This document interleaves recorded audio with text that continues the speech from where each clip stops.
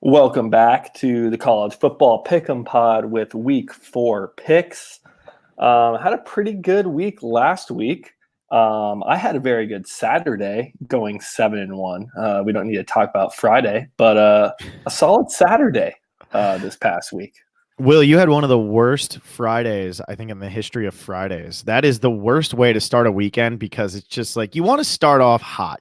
I mean, at the end of the day, we all want to end on top, but you really want to start off hot because you start off 0-3 and like you can't even enjoy your Friday night. You end up winning so much over the weekend, but you can't even enjoy your Friday night. You can't even really enjoy your Saturday morning. It's like desperation time already, and it's 9 a.m. out here on the West Coast. It's brutal. Yeah, and there were 3 games Friday. I was on all 3 of them and went 0-3. So the worst. Really weren't close on any of them.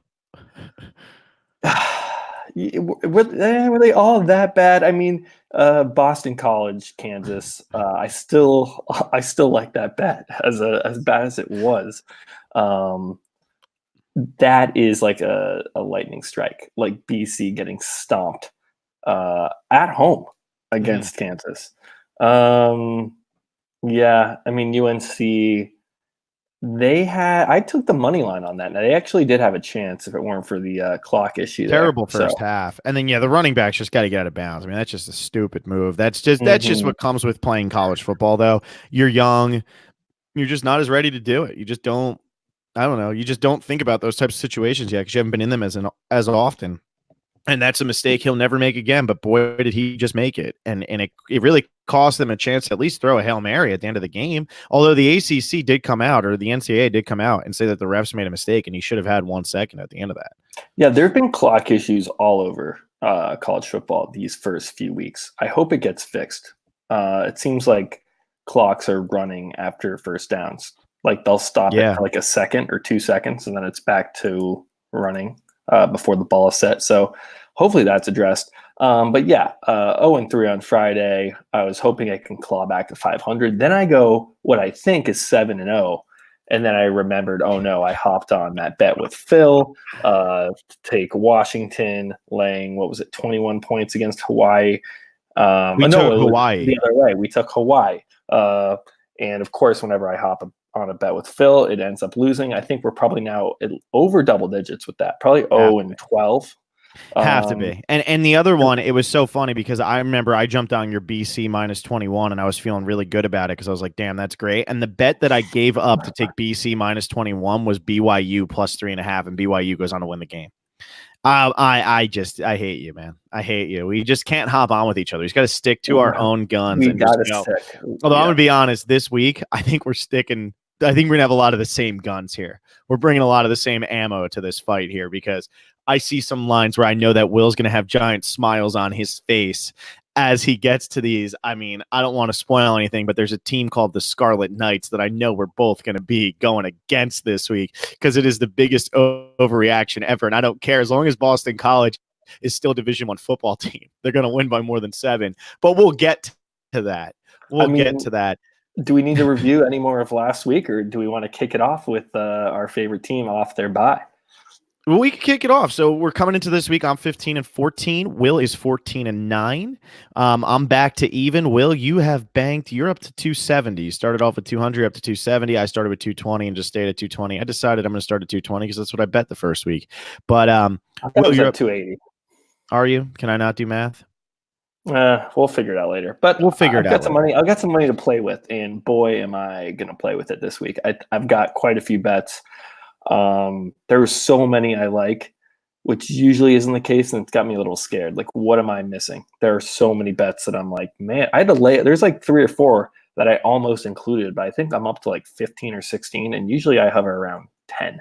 So we'll have to fire through these maybe a little bit quicker than usual, just because we have so many picks.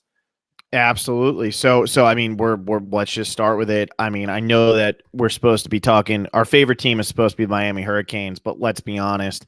Our favorite team is the Rutgers Scarlet Knights because all they do is lose, and get blown the hell out. And it is great for business. If you're betting against them all the time.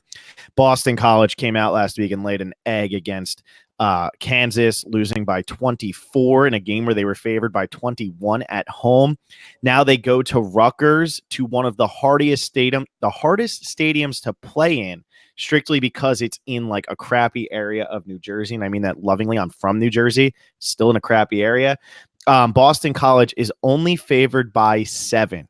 Will, what happened to everybody respecting Les Miles and thinking Kansas was going to be good, and now suddenly saying, well, that team actually isn't good, and Les Miles isn't a good coach, and Boston College is so bad that not only did they lose by 24 to Kansas, they're not going to be able to beat Rutgers by 7? Are the books crazy? I wish I could put the full 20 on this. Oh, I am. I'm all in. I know you are. I know you are. I've got 15 on it. My only concern is how bad they were. And my thinking is they completely overlooked Kansas. They just didn't see it coming, and they kind of got caught off guard. Now they're going on the road, and it's going to be a bounce back game. They should win this by more than a touchdown. But what if Boston College is in that range of teams? What if they are Rutgers? What if they are Kansas? What if they are a Bowling Green? Now, I don't think that's the case. That's not likely, but that's where I don't put the full $20 on it. I'm going to go 15 here. I will tell you why they're not one of those teams, and it's because they have A.J. Dillon. And that is a man who's going to be playing in the NFL one day, and Rutgers doesn't have a player who's going to be in the NFL. They're never going to have anybody. And so A.J. Dillon himself could take over this game and yards and 4 touchdowns against this terrible, terrible Rutgers defense, and that's that. Yeah, hey, I saw this and I hopped on it immediately. I'm worried about their defense too. Like, what if they are this bad? But it's the Rutgers offense. How many points did Kansas put up? 48. They put up 48 points, and that's a team that lost to Central or Coastal Carolina. 12-7. 12-7. Mm-hmm. They scored 7 points against Coastal Carolina and then put up 48 against Boston College. And A.J. Dillon doesn't play defense. So I got 15. That's all we need to say on that game. Let's move. What do you got next? All right, so I want to actually go to the Thursday night game. There's an odd Thursday night game this week that is being played against the NFL, which is the Jags and Titans. So I guess if you rather watch the Jags and Titans, or there's a fun game here of Houston going to Tulane. And I'm seeing this spread now. I got it this morning at 4.5, and it is now up to 5.5. Tulane is favored at home. And I'm just going to be honest, I don't get it. I think that Houston is a really talented football team. They've lost to 2 really good teams, and they've put up points against both of those teams. They lost to Oklahoma in week 1, and then last week they lost to Washington State. 31-24. They lost by 7 at home. And they don't have, like, De'Aaron King is playing. So I'm really confused as to why Tulane is favored by 5.5 here, unless I'm just missing something with Tulane. But, like, Tulane is to be FIU badly. They lost to Auburn, but put up 6 points, and they beat Missouri State 58-6. I'm really confused. Houston's a really good offensive football team. And I think that they have no problem covering this 5.5 to the point that I think they're going to win the game. But maybe I am just missing something. So I'm just going to take the spread at 5.5, but I'm throwing 20 on it. Yeah, that's probably the right way to go. I saw that too and was like, I thought Houston would be favored, or it would be like a pick 'em or something. But Tulane is at home, and it is a short week. So maybe some of the thinking is that Houston is, turned around pretty quickly here. They got to play on Thursday without that much time to prepare, and they got to travel. So maybe that's part of it. I don't know. That's probably good thinking though. Tulane beat them back in 2017, but in 2018 it was 20-17. In 2018, Houston beat them 48-17. And Houston was 7.5 point favorites. And they were at home, but they won 48-17. And like, I don't feel like Houston has really gotten worse. They've played 2 teams ranked in the top 25 in Washington State and in Oklahoma. So, like, are we really going to fault them? And they honestly played Washington State very good. They almost beat Washington State. They were beating them for most of the game, and then it just got out of hand late. So, I don't know. I'm all in on the Cougars this week, though, and I really like it. I really do. 5.5. I think that's a steal. All right, lock it in. I've locked it in. This is a game that I had, and I think I'm going to back down. But I did want to talk about it with you. This is a Friday game. I'm just going to take Friday off this week, I think, and just kind of see what happens. We have USC against Utah. What do you have any play on this game? No, I don't like the Friday night games at all. I got burned by Air Force last week. I took Colorado, and Colorado still should have covered that 3.5 point spread. They were losing the whole game. They come back, they send it to overtime, and they give up a 25-yard run in overtime. Like they should have won that game. But I don't Someone warned trust. you.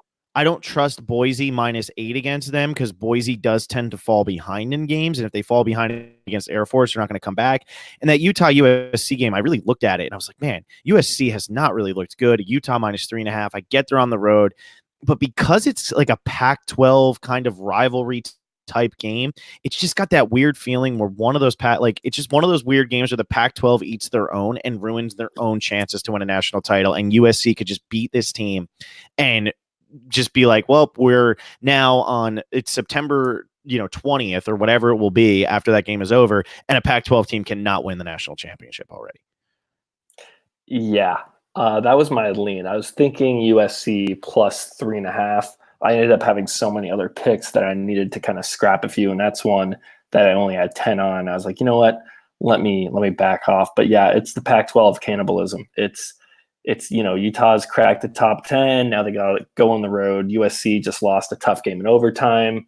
Keaton Slovis is probably feeling a little bit better after a full start. So they're at home. Utah should win this game.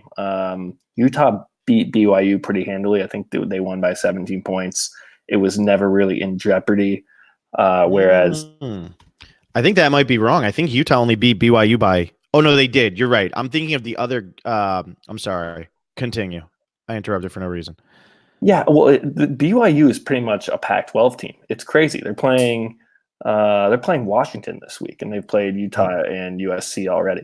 They're playing a lot of Pac-12 teams, and this is just one where I think USC finds a way to win, even though they should have no business being in this game. Utah has a really good defense.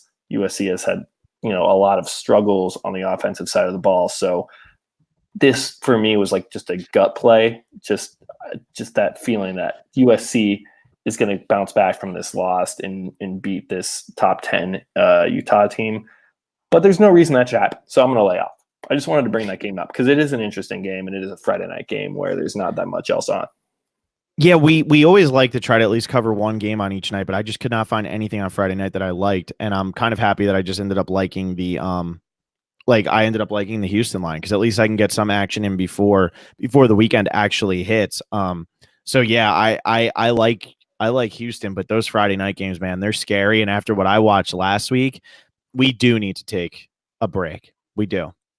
So yeah, I'm laying off the Friday. Yeah, let's jump to the Saturday games. Then last week we had no top 25 matchups, and really, there were some good games last week, but last weekend was not must-see college football. This weekend we have quite a few top 25 matchups, and the first one I want to talk about here is Michigan as 3.5-point dogs playing against Wisconsin. And I mean, this is the Big Ten where, I feel like these two teams, like we always end up seeing a blowout in a Big Ten game where we're really surprised that we ended up seeing a blowout. Like who would have thought that this team would win by 25 points over that team or something like that? But when I look at this one, this feels like a grinded out type game where neither team's offense is all that great, though I guess Wisconsin's has looked a little bit better than expected this season. And I think that Michigan is going to cover here because it's 3.5. This is one of those games where any time that I can get more than a field goal in a Michigan versus Wisconsin game, this just has field goal game written all over it. Last second, these are two teams, both probably ranked a little bit too high, but neither team. There's nobody else really in the country who deserves to be ranked above them. And now we're finally going to kind of see somebody's weakness.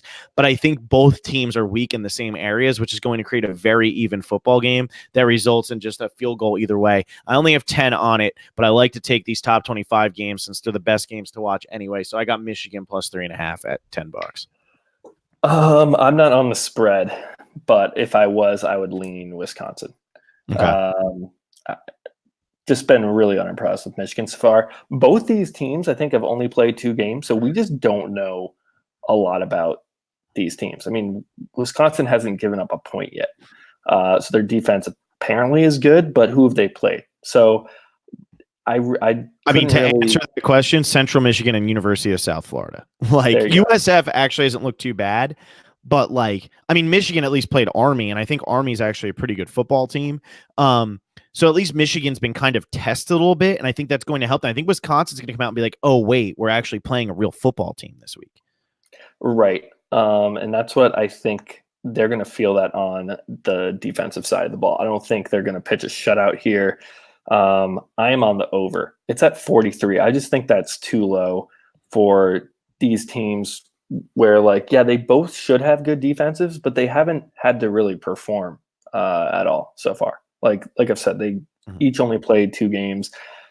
I think they're going to both face like this will be the best offense both defenses have faced so far this season. And yeah, that's not saying all that much, but in a big environment, I see like big plays. You know, maybe it is a grinded out. You know, they're running the ball up the middle, slow, but I can see big passing plays. I can see Jonathan Taylor breaking out a big run. And these defenses just not being ready for it. 43 is just low. Like this can be, what, like 20, 21, 21, 17. No, it'd have to be 24, 21. 24, 21, which still feels really low. Like it could be, it could even be like a Wisconsin smooth win at like 28-17, and that even goes over. So I only have 10 on it, but I think we have this idea of like the Big Ten and this big running game, and these teams I think are going to actually put up some offense. Well, and here's something very interesting about this game right here. Both teams are coming off buys, and both teams only played 2 games. So both teams are going to be coming in kind of like ready for this game. Like they've had a full week to prepare, but who's going to have the advantage here? And I kind of give the advantage a little bit to Harbaugh. Also, in their last 10 matchups, I also for that reason, I give advantage to both offenses. I feel like they're each going to have like their 15 play game script just ready to go, locked and loaded. And I could see some early scores that will really propel this to hit. I agree. But here's a crazy stat here. In the last 10 games, both teams are 5-5 straight up. The over-under has gone 5-5 in the last 10 matchups. But against the spread, Wisconsin is 7-2-1. So despite the fact that they're even across the board, Wisconsin does tend to cover. But I think that I do just think that that Michigan's team is a little bit better than Wisconsin's. I think there's a big overreaction to who Wisconsin has beat and how badly they have beaten them. Kind of reminds me a little bit of like Lamar Jackson right now in the NFL, where suddenly he's an MVP candidate, but like he went against the Dolphins, who are a Division II football team, and the Cardinals, who are being led by just Kyler Murray and don't have a very good defense. But like there's such an overreaction to it because of how ridiculous the numbers are. And when you see a Wisconsin team win 61-0, my rule with Wisconsin, and they won 49-0, was always, if they're 35-point favorites or bigger, don't take them, because they never cover 35-point spreads. And this year they've done it twice. And I just think we're overreacting a little bit because we didn't expect them to be that good. And they have looked impressive, but against nobody. So I think that there's just an overreaction here, and I like Michigan to just cover this. Yeah, but I do agree with you. The points are gonna come in this game.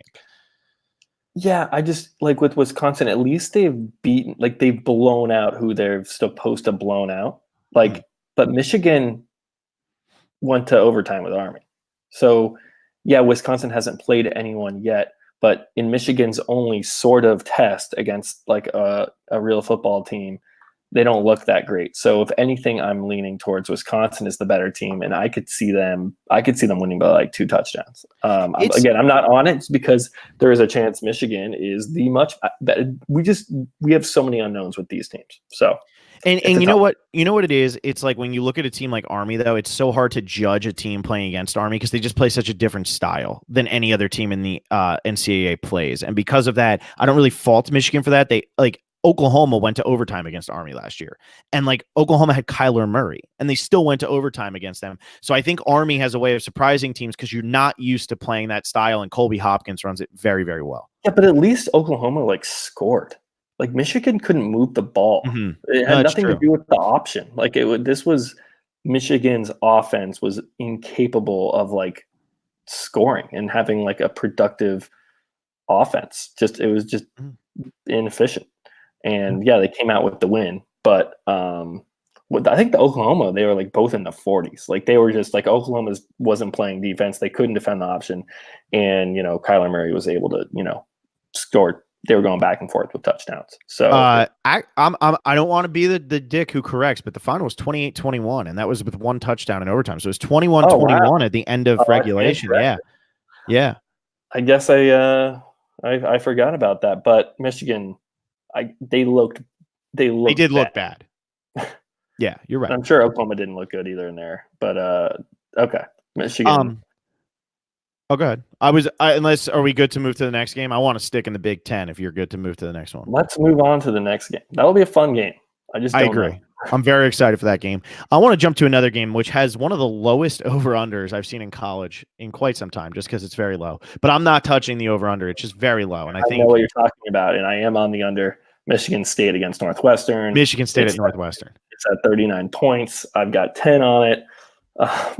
Michigan State scored 7 points at home against ASU. I mean, talk about bad offense in Michigan. Both Michigan and Michigan State are looking putrid on offense. So, I mean, Northwestern, don't really know a whole lot about them, but I know they're not some offensive juggernaut. They like to play the Big Ten game. So, this could be like a 17-10 game. Yeah, I think the highest, and I agree with you. I'm not going to touch this over under because I think the Northwestern plus 9.5 right now. It started at plus 7, but is now plus 9.5. I think that's free money because Michigan State can't. We don't even know if they're going to score 10 points in this game. Like, is this game going to end 10-0? Like this game, like I don't see Michigan State scoring very much. So like, give me Northwestern to score at least one touchdown, and then you're telling me that means Michigan State has to score at least 17, and I just don't trust them to do it. Northwestern's defense isn't bad. I think these are two pretty bad football teams. I think the highest score you see in this game is 21-17, but getting Northwestern at plus 9.5, I just feel like this is a one touchdown game at the most, in my opinion, because neither offense can score enough to convince me otherwise. So I only have 10 on it because, again, why would I put, as I say, it's free money. I also sit here and say it's still Northwestern. So I like this, but I agree with you on the under too. Like, do either of these teams score more than 24 points? I don't see it happening. Both these are terrible offenses. Yeah, my only worry is that like the floodgates open for Michigan State's offense, and they get an ass whooping in practice this week. They're playing a Northwestern team that isn't very good, and they just they go crazy and put up like 28 points. So yeah. They put up 28 and then yeah. But yeah, that's a good play with Northwestern there. I like that. Yeah, I think we're both on the right track for that game, and then that'll be the game that ends up being like 56-7 final, and we just sit here and look like asses at the end of the day. But I don't know, man. I think we're on the right track there. All right, I got another one here, actually going to the state of Florida, and I don't know if you saw the news, Will, but Felipe Franks has dislocated his ankle and is out for the remainder of the season. And because of that, I'm going to go ahead and I'm going to take this Tennessee-Florida under 48.5 because I wasn't very impressed with Florida's offense when Felipe Franks was playing, and I don't think I'm going to end up being impressed with Florida's offense when Felipe Franks is not playing. I don't know. And Kyle Trask's pretty good.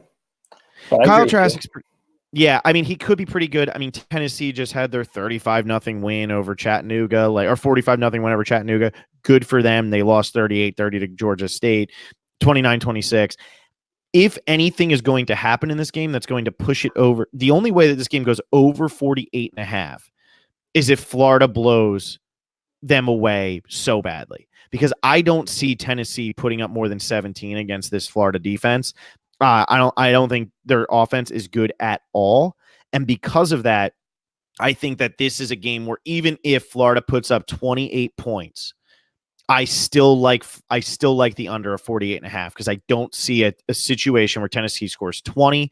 Even if Florida puts up 35, I mean, that still means like Tennessee has to score 14, and I think Florida is that much better than Tennessee on the defensive end, where it doesn't matter that Felipe Franks isn't playing. So I like the under here. I have 15 on it, and yeah, it's going to be interesting to see what Florida looks like without knowing that Franks is not coming back for the rest of the season.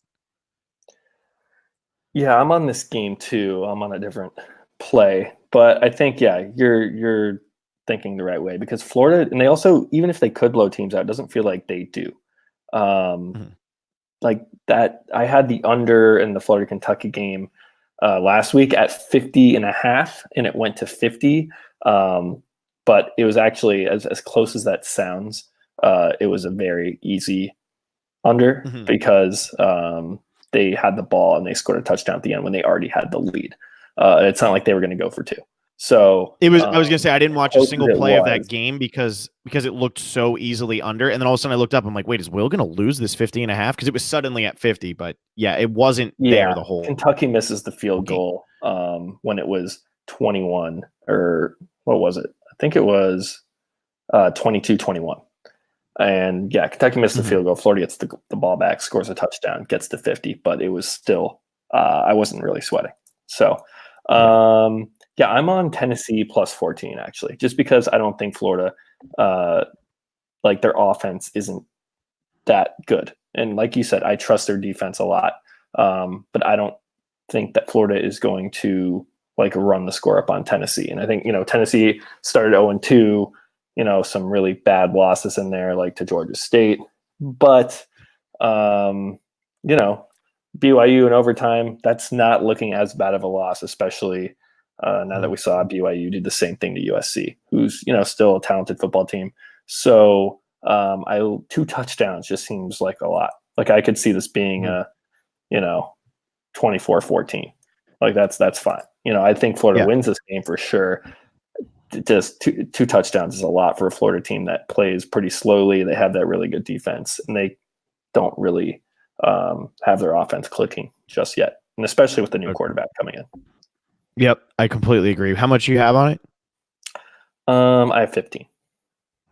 Okay. The next game I have is the Texas A&M Auburn game. I don't know if you have anything else in there before that. I have a couple before it, I think. Okay. I have Cal going to Ole Miss. That's before that, I believe. Yeah. So Cal's +2. And I really like this. I guess I could consider the money line, but it's not that different. So I'll take the points unless, just in case Ole Miss wins this by a point. But Cal's ranked for the first time in a while. I'm not sure exactly when, but Cal isn't a usual suspect in the top 25. And they are going on the road to play an SEC team. I just think Cal's going to be really fired up to play, and they're playing Ole Miss, who isn't that good of a football team. So, Ole Miss pretty much has had 2 cupcakes and then lost to Memphis 15-10. And Cal's defense is really good. They were able to hold Washington. They're 3-0. So I just see Cal having a pretty good chance of winning this game. And I think the reason they are underdogs is because they are Cal, and they're usually not a good team. And their offense is really not that good. But they do have a good defense. So I think they'll be able to beat Ole Miss or maybe lose by 1 point at least. I only got 10 on it, but I do think I saw that. I'm like, I think Cal is actually is a better team than Ole Miss. So yeah, I stayed away from this game because I don't know much about Ole Miss, but people forget Cal had a pretty good defense last year too. It was just they lost a lot of games. So you don't talk about the teams with good defenses that lose a lot. I mean, everybody talks about Miami with their turnover chain the year that they were like 11-0, and then they start to fall apart. But nobody's talking about Miami with the turnover chain last year because they were losing games despite the fact that really the defense was still doing what they were supposed to be doing. So yeah, it's go ahead. Michigan State could have the best defense in the country. Yeah. And they just lost Arizona State State at home. Yeah. Yeah. Because they're not good. Yeah. Everybody, whenever you're reading something, everybody always leads with the offense before they go to the defense. And it's a shame. So yeah, I like that Cal's getting points there. But yeah, only 10 on it. And then got LSU going to Vandy.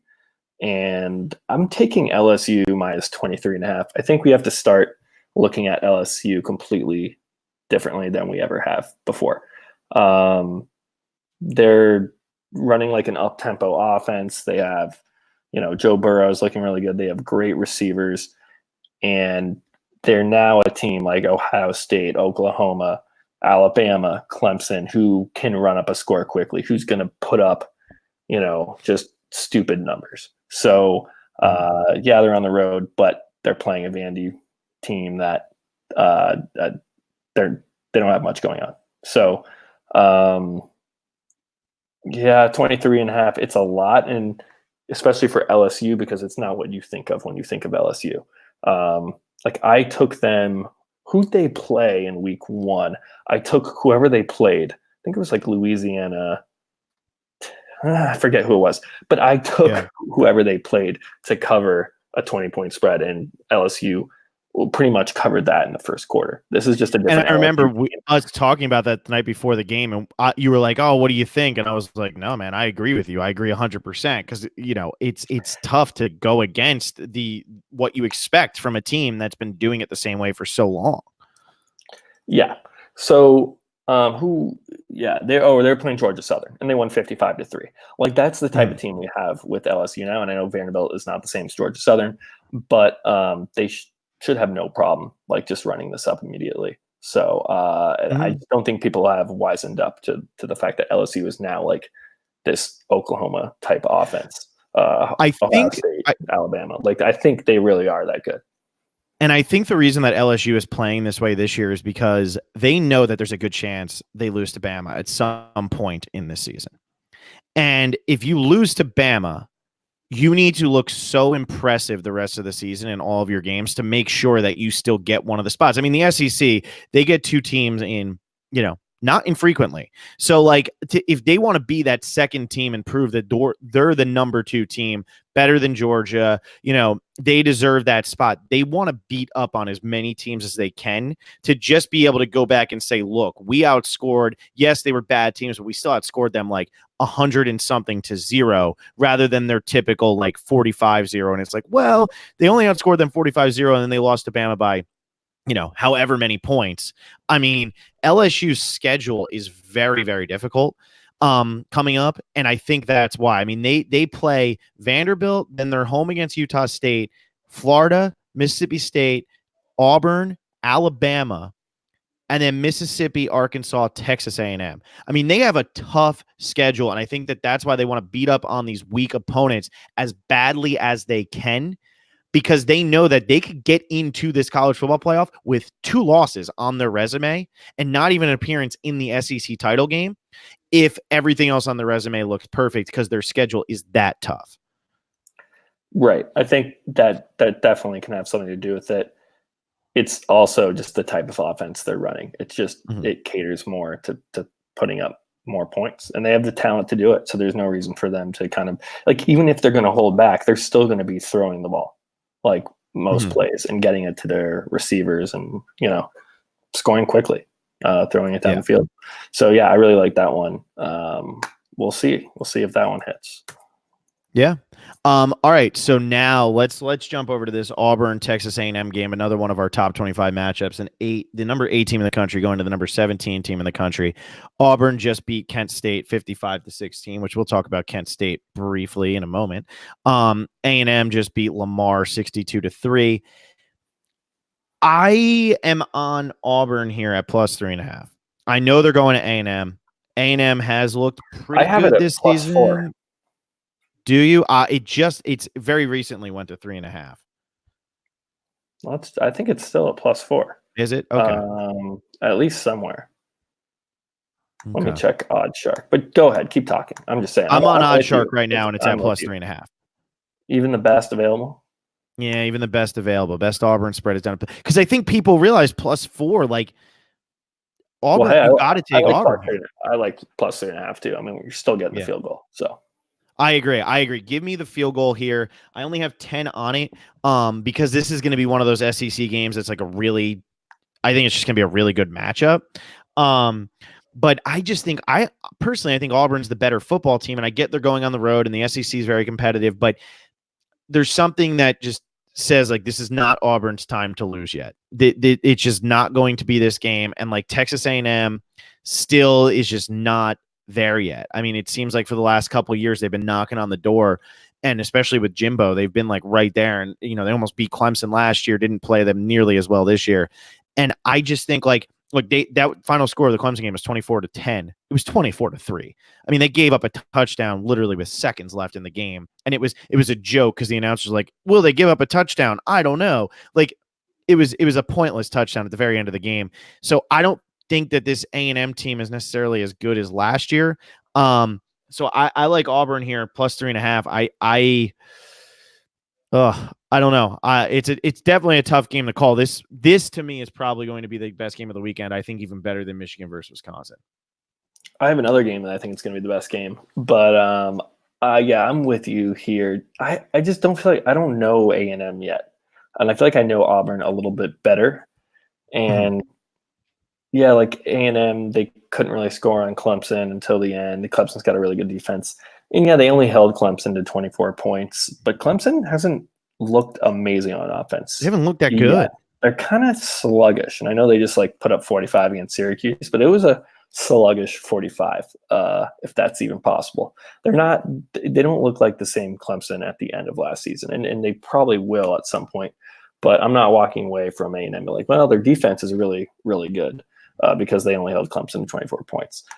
It's week 4. I just haven't seen enough from them, and at least I've seen Auburn play Oregon, and yeah, you could even make the argument that Oregon was the better team in that game. I think if Oregon and Auburn play 10 times, I think it's 5-5.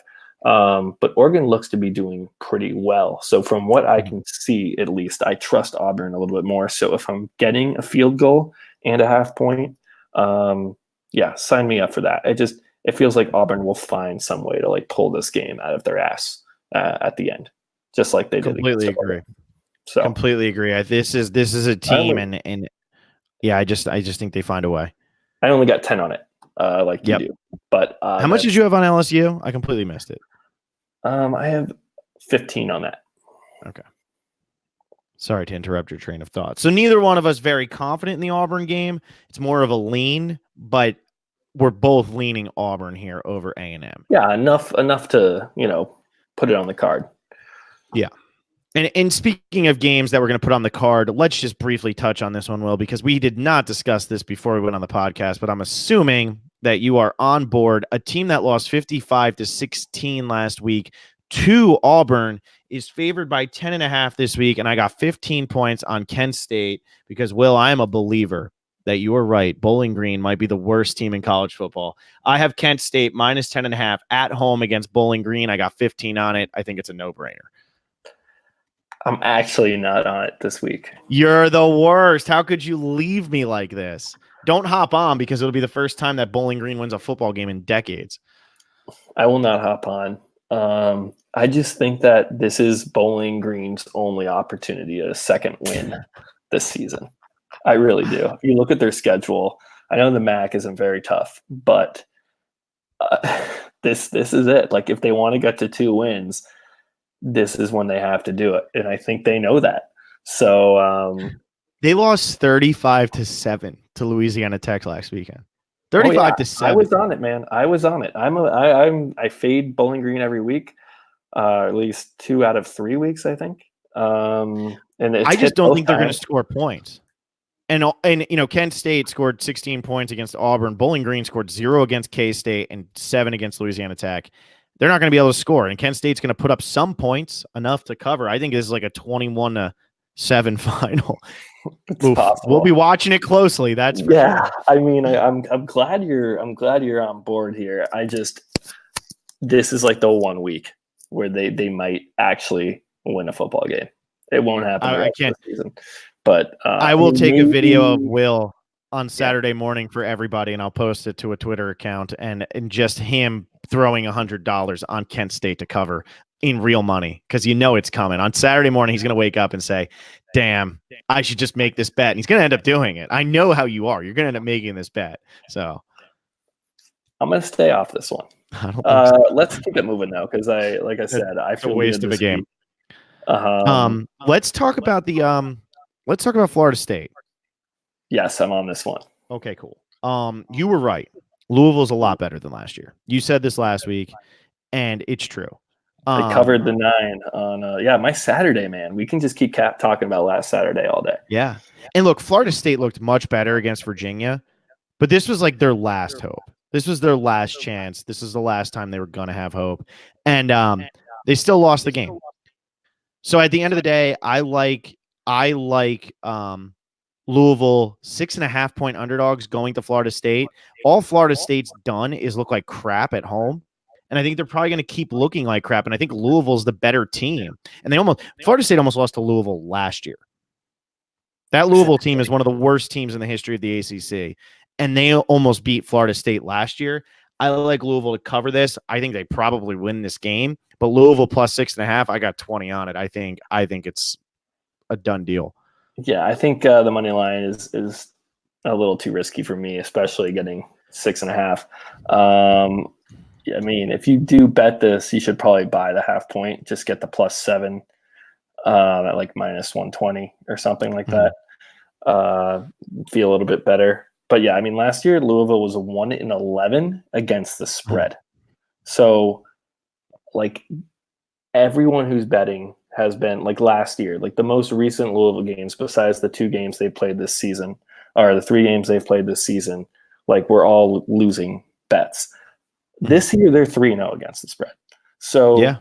I think the tide's starting to turn and people don't know yet. And on the other side, Florida State is so bad, like such a mess.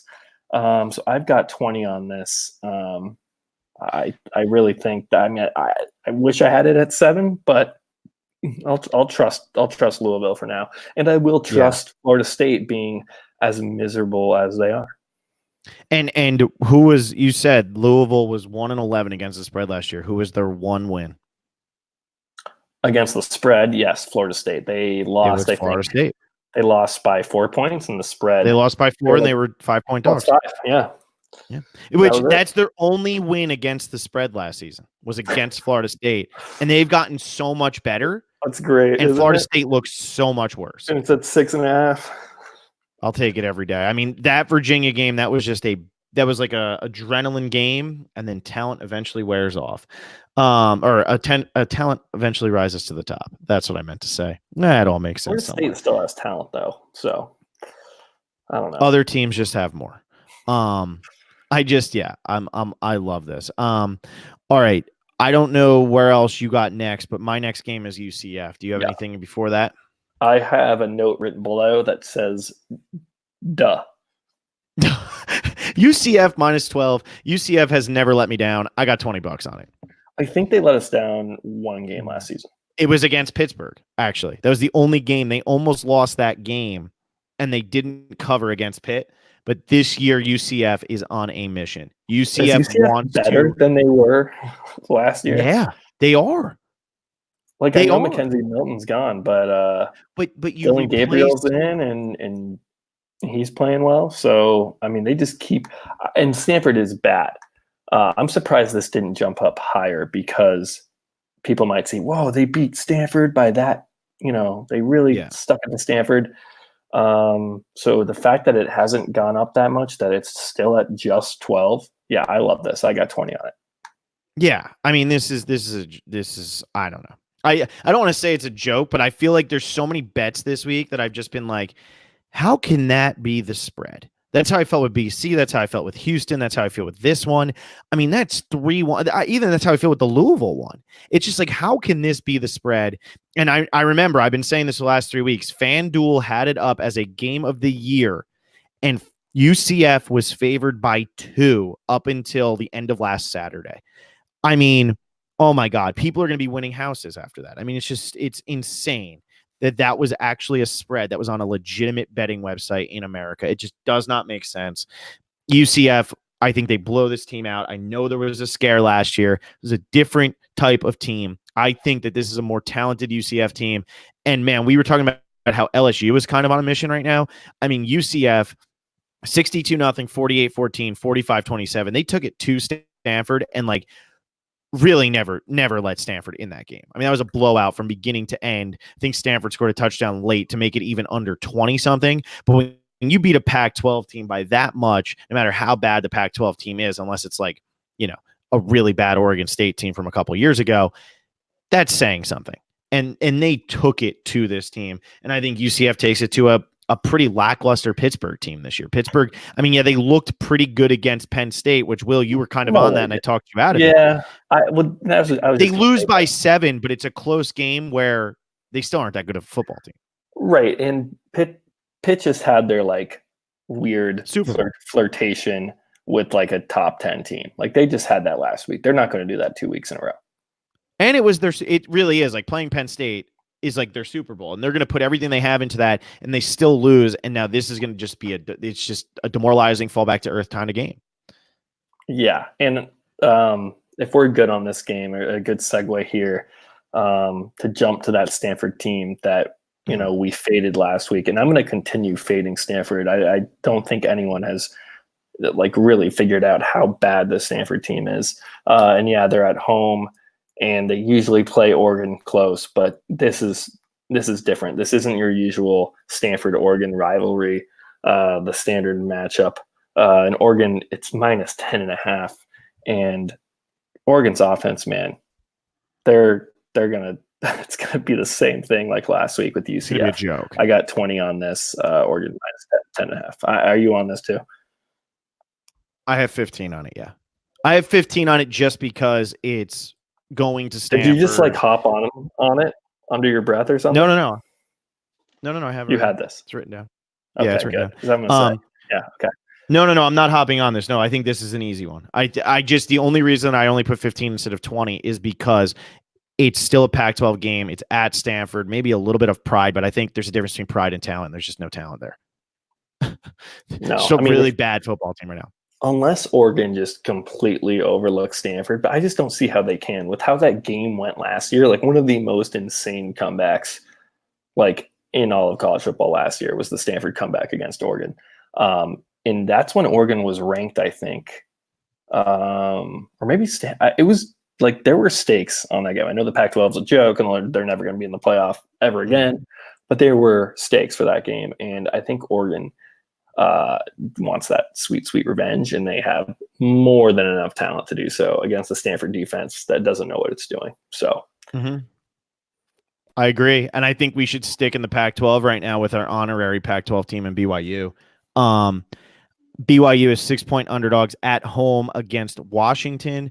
Washington last week was able to beat Hawaii 52-20 in that game where we both had them at plus 21. I still had the over. Washington almost did that themselves, so I like that. Washington play Cal tough, but I think BYU is like a for real team. And this was around the time last year when we started saying, is BYU for real?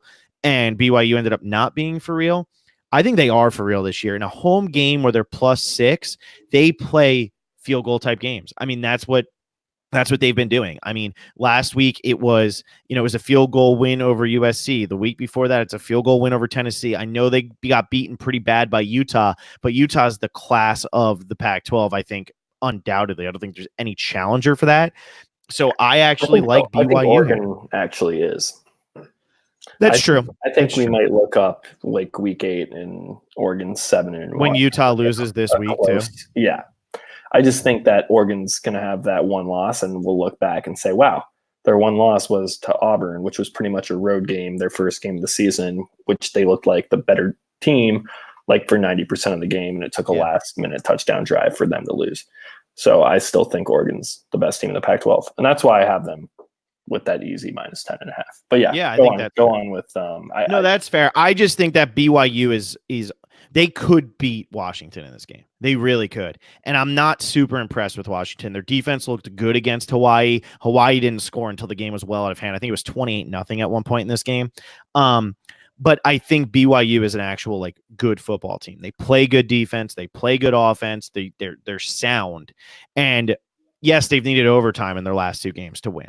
And they've been field goal victories, but they believe that they can win these games. And I think they stick with Washington. So getting 6 points, I don't trust Washington's offense enough. And I trust BYU's defense enough, or BYU's defense and offense enough to keep this one close and make it one of those games where at the end you're like, wait, we might have another top 25 upset on our hands here. And BYU looking 3-1 maybe.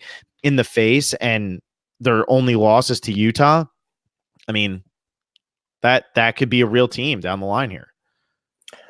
Yeah, I'm kind of leaning towards Washington. I don't have anything on this game, but I would lean towards Washington.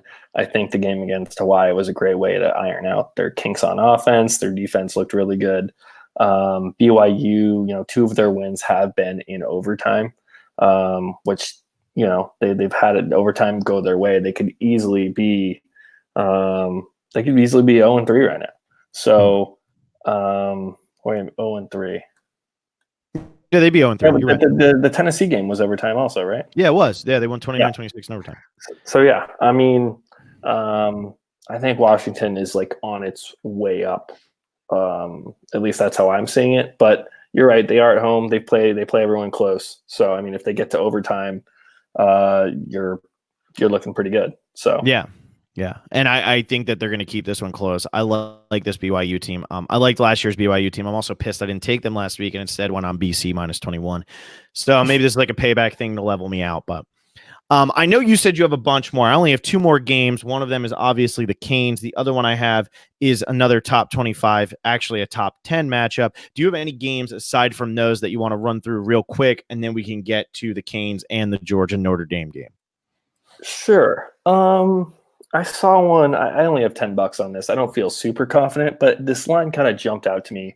It's Kentucky at Mississippi State, and the over/under is set at 48.5. And I just saw that it was in the 40s, and I was like, "Well, Kentucky nor Mississippi State have like that good of a defense, and neither of them have like that great of an offense either. But like over a 60-minute game, I think a mediocre offense puts up points against mediocre defenses. So I looked just to see like have they had low scoring games so far this season, and every single one has gone over the 48.5 for both teams. They've each played 3 teams, and the lowest scoring game was the Kentucky-Florida game last week, which hit 50, and that's with Florida's defense that neither of these 2 teams have. So I don't know these teams super well. I did watch Kentucky last week. I don't know why this number is so low. So I got 10 on that. Over 48. Okay. Yeah, I like that. I didn't do enough research on either team to really be able to make a read on it, but I understand where you're coming from on that.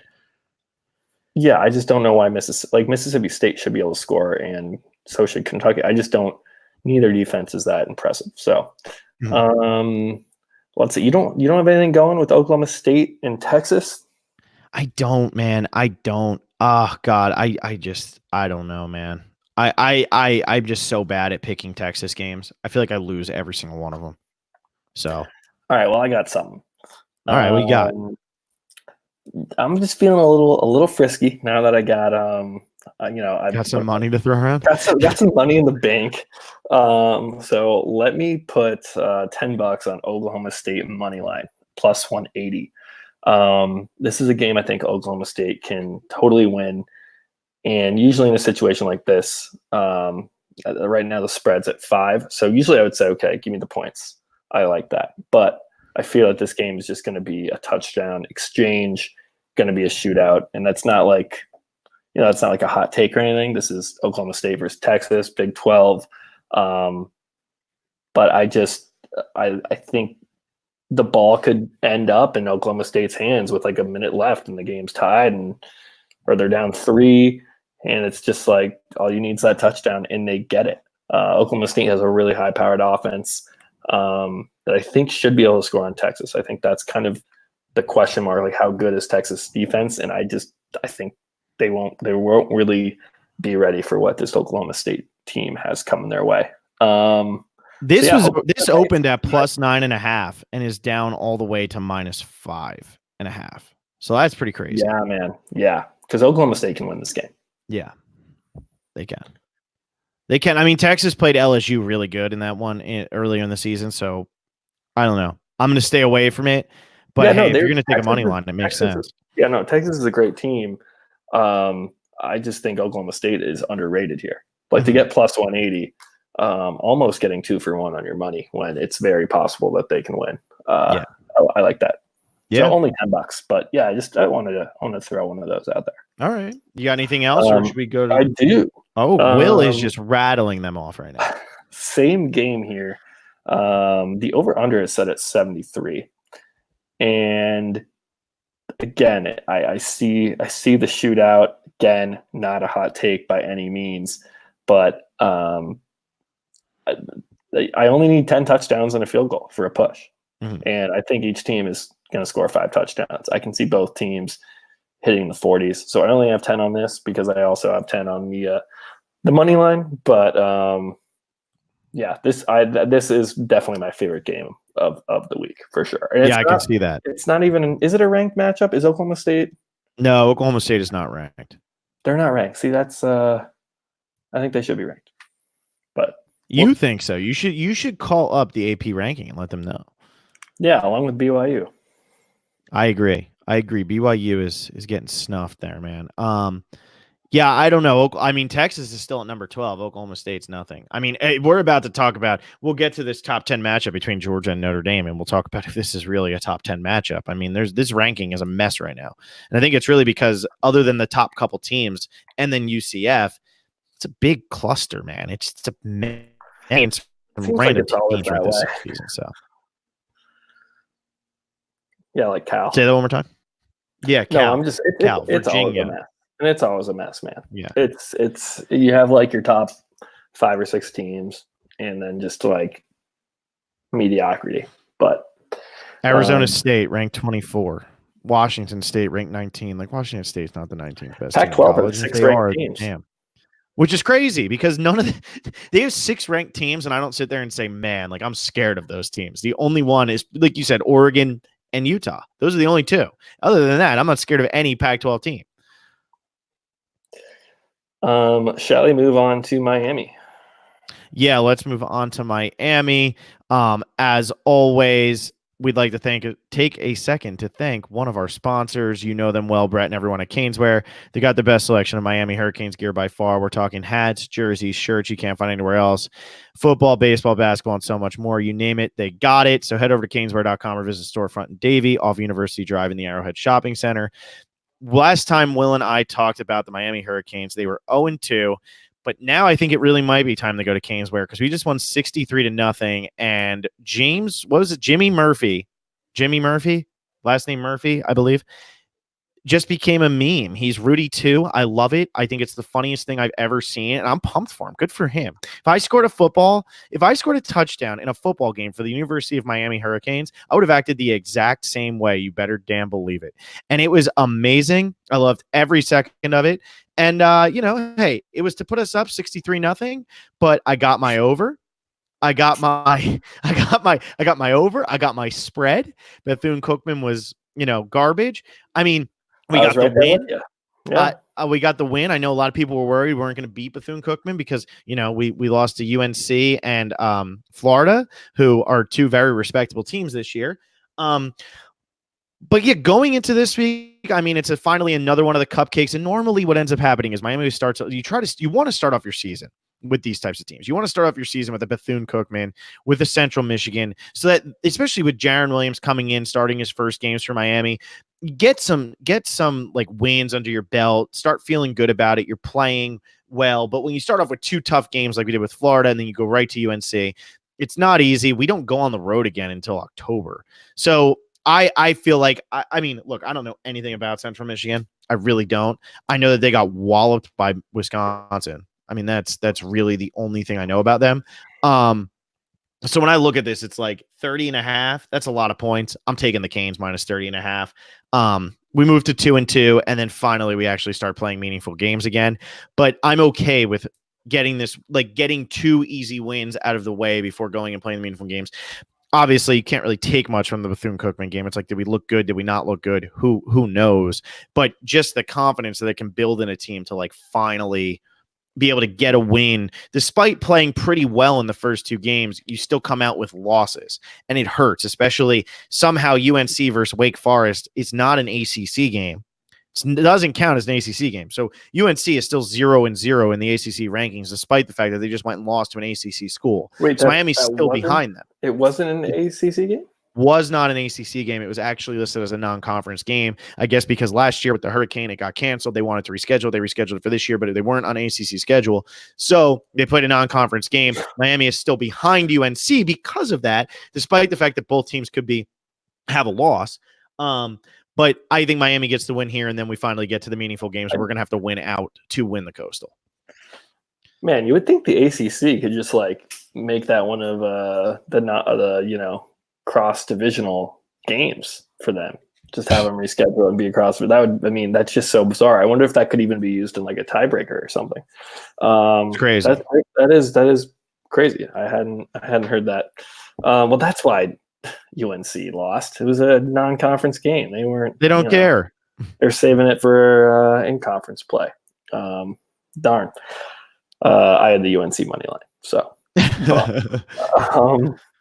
yeah. I forget our rules with this?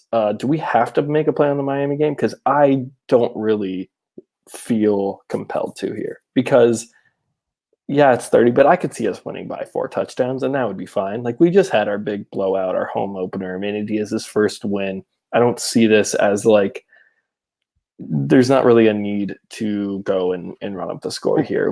We aren't reeling from those 2 bad losses. So if I had to take a side, I would be with you on the minus, 30.5 or 31? Yeah, 30.5. But if we win like 35-7, that's fine. Like that wouldn't even. What if I told you Jimmy Murphy is going to get some time in this game? Would you take Miami minus 30.5 and be confident about it? Well, now I have to.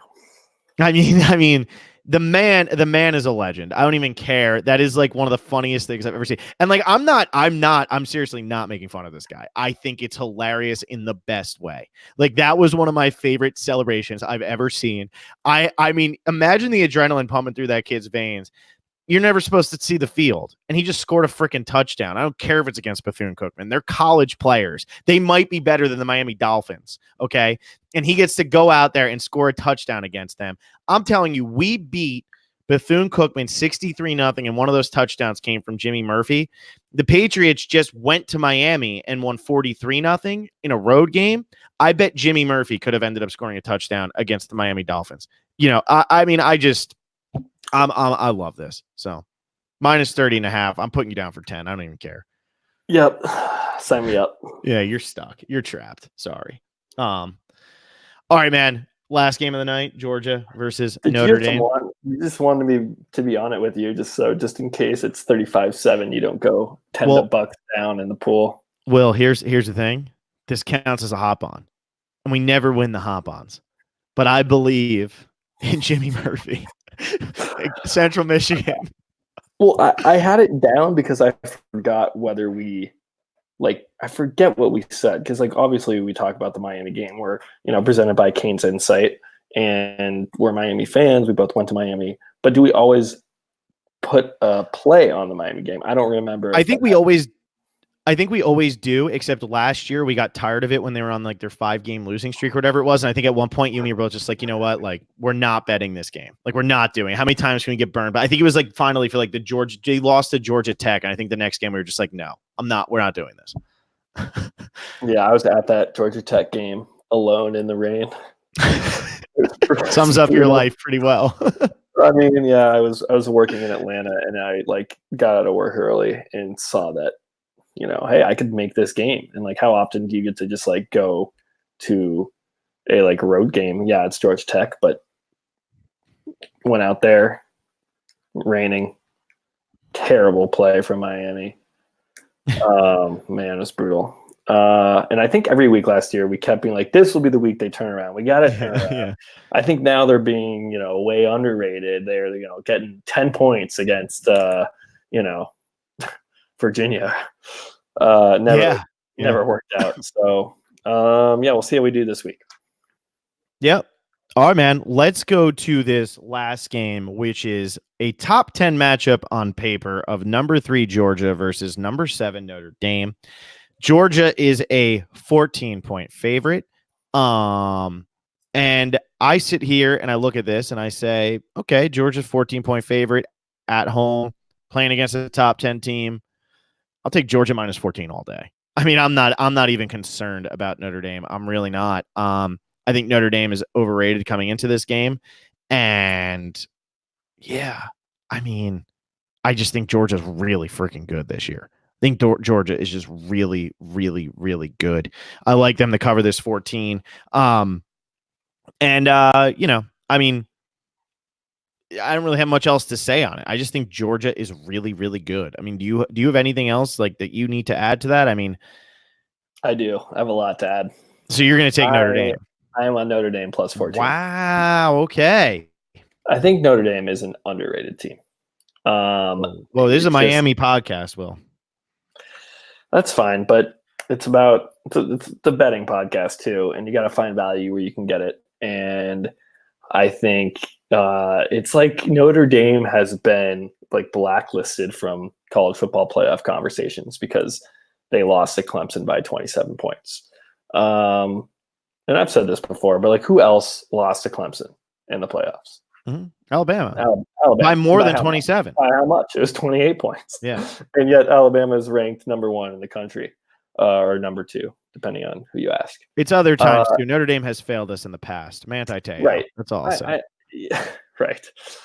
And I get that those were two games, very different situations, and Notre Dame only put up 3 points and Alabama put up 16, but Alabama did not score in the second half of the national championship game. This is Nick Saban with Tua, with his NFL linemen, pulling at all the stops for half of football and could not put up a single point against Clemson.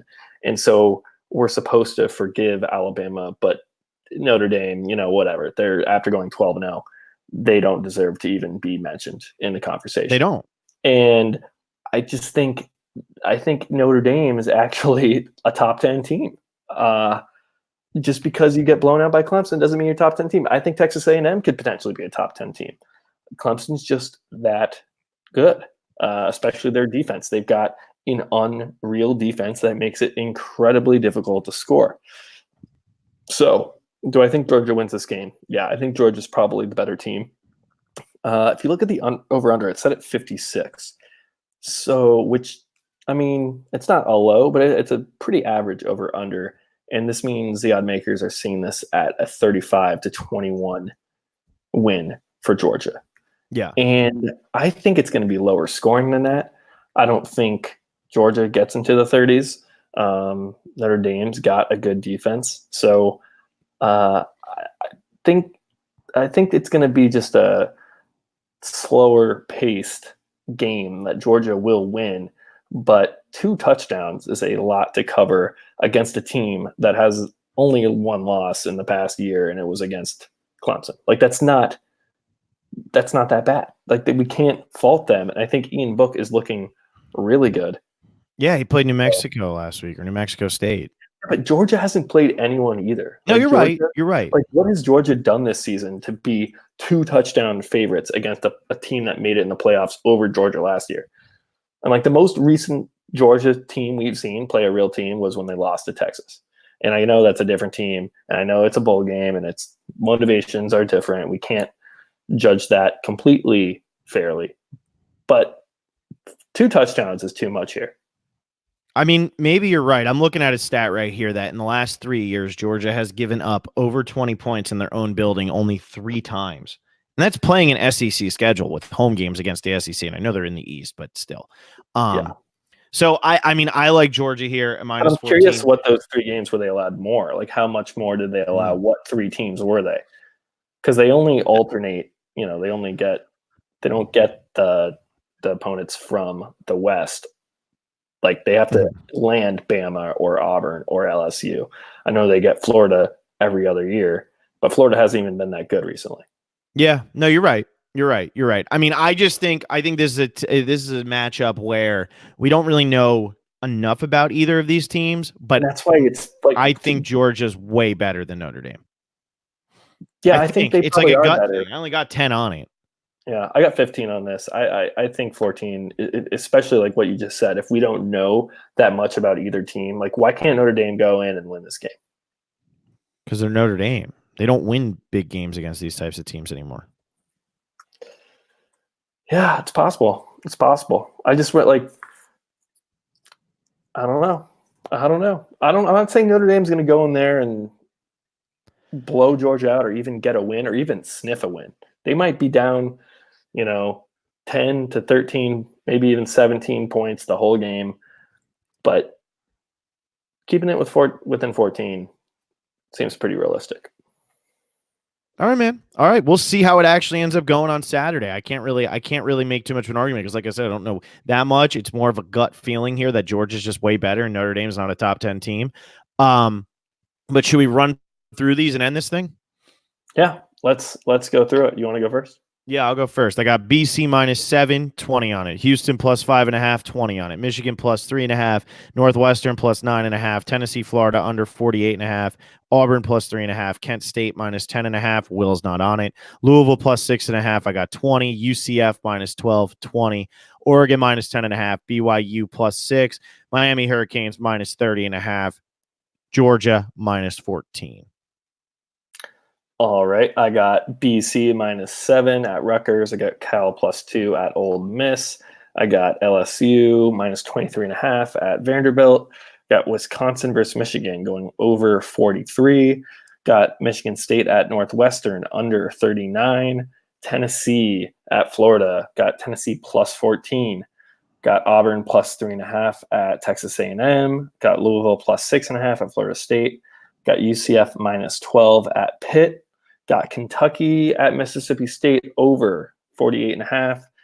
Got Oregon -10.5 at Stanford. Got Oklahoma State +180 money line at Texas. Got Oklahoma State at Texas over 73.